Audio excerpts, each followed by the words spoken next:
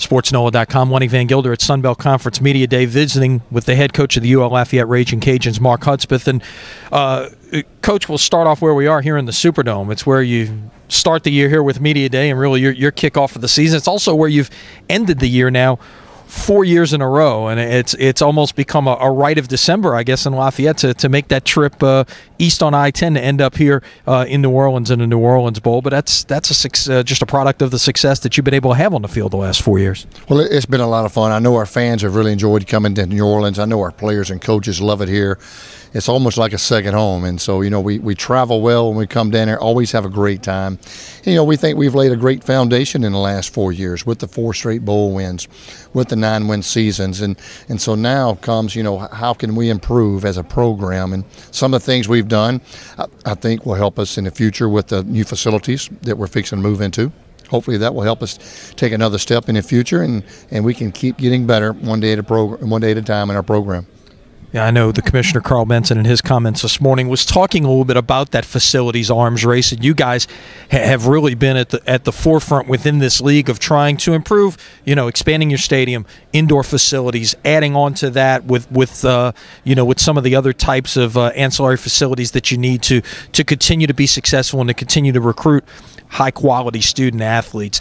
You see it on the recruiting trail. Just how important has that become to be able to show those consumers, if you will, those types of facilities? I mean, it's no different than you or I or anybody else out there in the business world that when they get approached about another job opportunity, you want to find out, do you get an office with a window? Do you get a company car? Do you get a gas card? So these kids are no different. They want to know what's for them when they come to your university. What are they going to be able to get, and how they're going to be able to get it, and if they're going to like it. So hopefully we've got some things in place now that will make us a very attractive destination for a lot of great student athletes.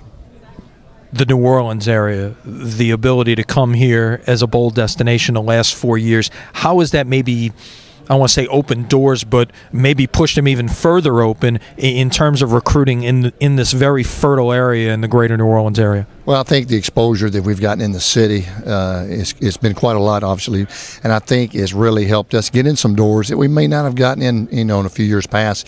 And I think it's just helped. I think we've got a lot more respect now probably from the coaches in the area, because they know we've got a quality program. Their kids are going to come to our place. They're going to graduate. They're going to get a chance to compete for championships, and they're going to get a chance to have top flight facilities. And I think being able to offer all 3 of those things is pretty attractive. As you talk about Southeast Louisiana in terms of the the products that have come out of here, one guy that you were able to get from out of the Bayou a couple of years ago, Elijah McGuire, has been really everything he's lived up to be, and now will really be the man in terms of your running back position this fall. Well, we expect him to have a great season, and these last 2 years he's had another guy named Alonzo Harris help share the load with him. Now Alonzo's graduated, and he's going to have to pick up a little more of the load. But there's another guy named Jamal Robinson we hope that we can get the ball to, but Elijah, he'll be the guy this year, but he's got a great head on his shoulders, and if he can stay healthy, hopefully he'll have a great year. Yeah, talk about your running back philosophy. A lot of coaches want to be able to use more than one guy back there and kind of spread the wealth and keep people fresh, and other guys want to just feed the ball to one guy and just let him just continue to wear teams down and get better as the game gets later. What's your thought in terms of that? Well, I like playing more than just one guy, and we've got a lot of quality backs, and when guys are deserving, I like to play them. Elijah McGuire, he's going to get the bulk of the carries this year, but we've got 3 other kids named Torrey Pierce. He's from John Curtis. He's a name that people are familiar with. Ephraim Reed, and then Montrell Carter. And so we've got 3 kids that are seniors that are really good players that are also going to get some quality carries this year.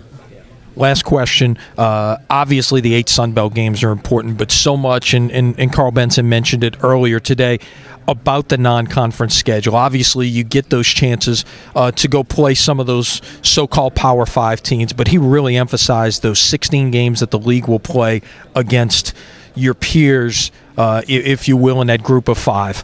How important is that to be able to help get the Sun Belt to the point where they are the team and they are the league that's sending their champion to those New Year's Day bowl games as part of the college football playoff? Well, it's critical. And 2 years ago we were the top team out of the Group 5. With the most wins in bowl games, most wins head-to-head against like opponents, and so that was huge. And so we need to continue improving as a conference, and in each team, each school doing their part when we play out-of-conference opponents. And we've had some quality wins versus out-of-conference opponents in the past few years, and hopefully we can continue to do that. Thanks for your time, Coach. Good luck in 2015. Thank you.